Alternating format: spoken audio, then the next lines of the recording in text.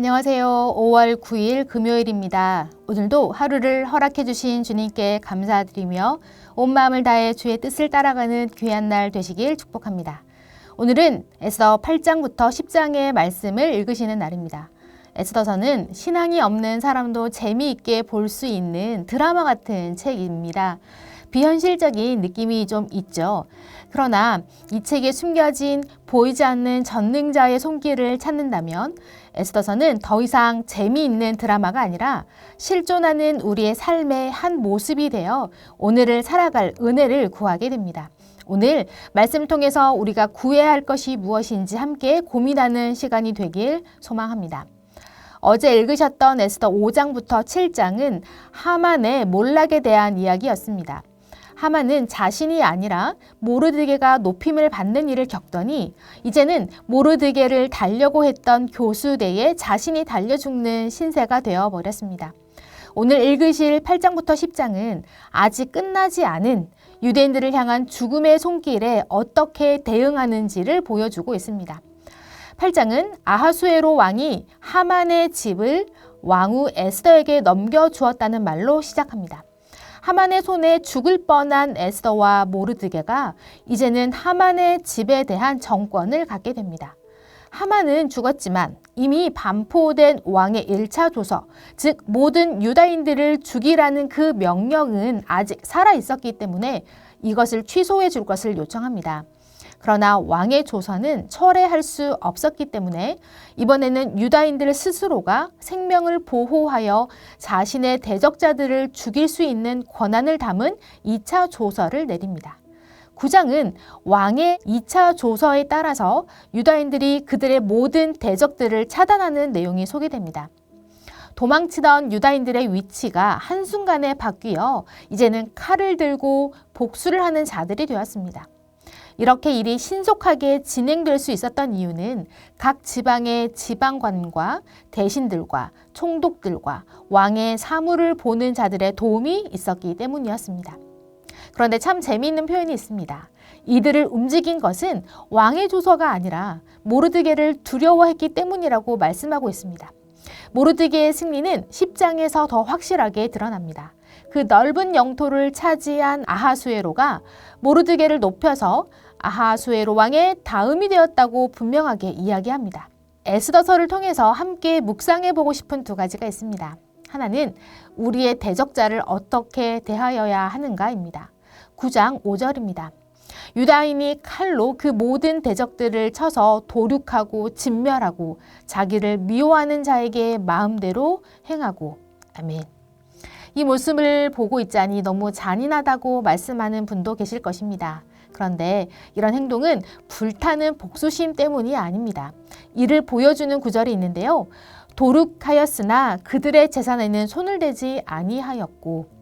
이런 구절이 9장 10절과 15절과 16절 총 3번이나 반복되고 있는데 대적자들의 재산은 뺏지 않음으로써 그들의 행동의 정당성을 보여주고 있습니다. 그럼에도 여전히 생명을 죽이는 데에 정당성을 주장할 수 있는가에 대한 질문이 남아있죠. 기억할 것은 이 일이 유다인들에게서 시작된 것이 아니라는 점입니다. 유다 민족을 죽이려던 자들에게만 보여준 행동이었습니다. 유다인들이 누구입니까? 이들은 왕후의 민족이 아니라 전능하신 하나님의 백성이었습니다.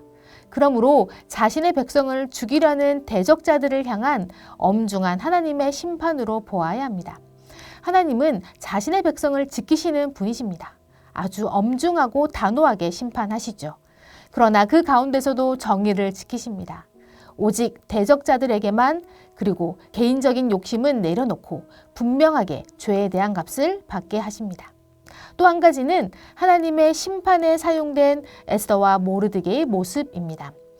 에스더가 왕 앞에서 보인 모습을 살펴보십시오. 자신은 낮추고 왕은 한없이 높이고 있습니다. 그뿐 아니라 왕의 심기를 건들지 않기 위해서 애쓰는 모습을 발견할 수 있습니다. 에스더의 모습이 어떻게 보이십니까? 강한 자에게 아첨하는 비굴한 모습으로 보이십니까? 아닙니다. 이것은 백성의 생명을 살리기 위해서 어리석고 다소 다혈질적인 왕의 마음을 움직이기 위한 지혜로운 행동이었습니다. 이런 에스더를 통해서 아하수에로 왕은 유다인들에게 대적자들을 죽일 수 있는 2차 조서를 허락합니다. 그럼 모르드게는 어떻습니까? 왕을 암살하려던 반역의 징후를 왕에게 보고합니다.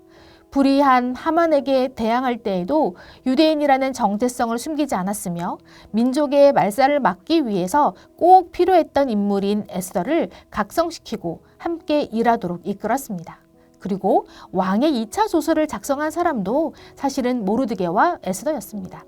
그 조서를 통해서 모르드게는 유다인들의 행동을 무자비한 복수가 아니라 정당한 행동으로 만들었습니다. 결국 하나님께서는 하나님을 경외하는 모르드게를 사용하셨고 그를 높이셨습니다. 그래서 유다 민족은 페르시아 왕국에서 살아남았고 이후 디아스포라로서 세계 곳곳에서 하나님의 백성으로 그 명맥을 이어갈 수 있었습니다. 우리에게 적용해 볼까요? 혹시 여러분을 이유 없이 미워하고 대적하는 자들이 있으십니까? 그러면 여러분은 어떻게 대응하십니까? 이런 일을 만나면 가장 먼저 할 일은 하나님 앞에 엎드리는 것입니다. 그리고 하나님께서 그 죄를 심판하여 주시길 간구하셔야 합니다. 형을 용서한 요셉이 그러했고 사울 왕을 죽이지 않은 다윗이 그러했듯이 결국은 하나님이 공정하게 갚으시고 하나님의 은혜로 우리를 채워주실 것입니다. 그러니 하나님께 맡겨드리되 주께서 길을 열어주실 때에는 나의 욕심이나 개인적인 원한을 담지 마시고 모르드게처럼 에스더처럼 지혜롭게 행하시되 오직 하나님의 정의로 그 일을 감당하시길 축복합니다. 설령 위험한 상황을 만나게 되더라도 반드시 하나님은 당신의 백성을 지키십니다.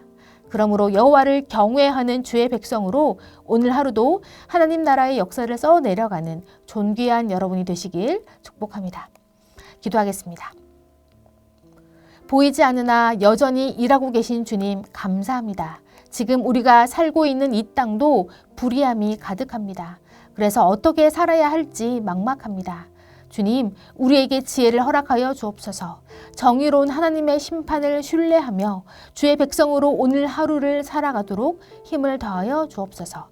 그래서 우리를 통해서 하나님의 나라가 멈추지 않고 날마다 성장하게 하여 주시옵소서. 예수님의 이름으로 기도합니다. 아멘.